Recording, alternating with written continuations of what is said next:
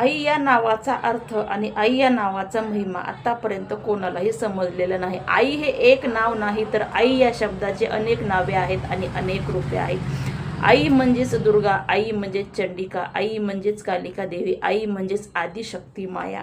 ज्या पोटामध्ये आई आपल्या मुलाला 9 महिने 9 दिवस ठेवून त्या मुलाला जन्म देते, आपलं मूल सुखी समाधानी राहावं यासाठी दिवस रात्र झगडत असते. आपल्या जर मुलावर काही संकट आलं असेल तर आई कुठल्या टोकापर्यंत जाते आणि कुठल्या टोकाची भूमिका बजावते, ती भूमिका पार पडते, हे आज या आईनं समसापूर क्रूजमध्ये जी घटना, दुर्दैवी घटना घडली आहे, ती घटना म्हणजे हृदयाला पिळवून टाकणारी आहे.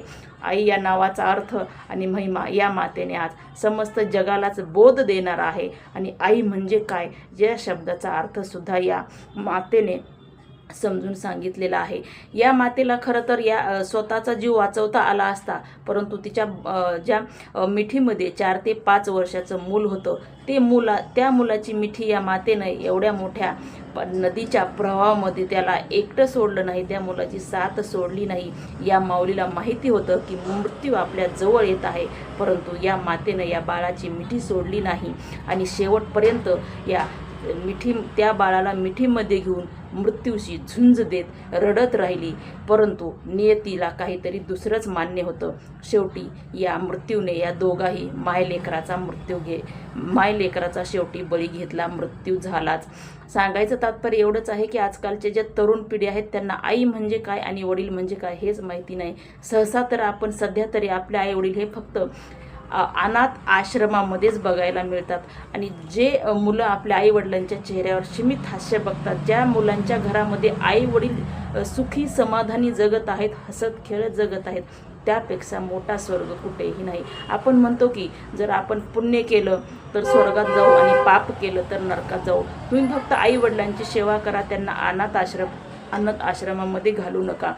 जिवंतपणी आपले आईवडील हे अनाथ आश्रमामध्ये असतात आणि मेल्यानंतर मात्र त्यांचं मोठ्या थाटामाटामध्ये त्यांचे श्राद्ध घालतात. हे कितपत योग्य आहे?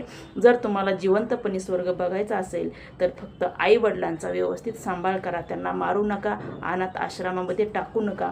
असं म्हणतात की आई विना स्वामी तिन्ही जगाचा भिकारी. या मातेनं सध्या सिद्ध करून दाखवलं आहे. आणि खरं तर तरुण पिढीला हा शीख घेण्याची एक घटना, इतिहासकालीन घटना आणि बोध म्हणायला सुद्धा हरकत नाही.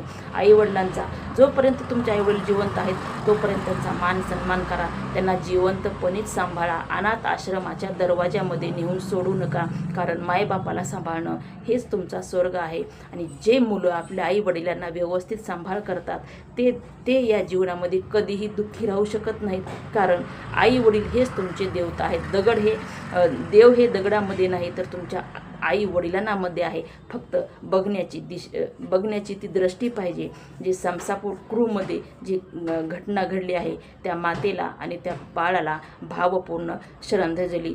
जे तरुण वर्ग आहेत सावधान राहा, सतर्क राहा आणि आई म्हणजे काय या गोष्टीचा अर्थ वेळीच समजा. कारण एकदा जर का आपल्या हातून आई वडील निघून गेले तर पुन्हा पैसा फेकून तुम्हाला सगळं मिळेल, पण आई वडील कधीही मिळणार नाहीत. सावधान राहा, सतर्क राहा आणि आपल्या आईवडिलांना अनाथ आश्रमात कधीही टाकू नका.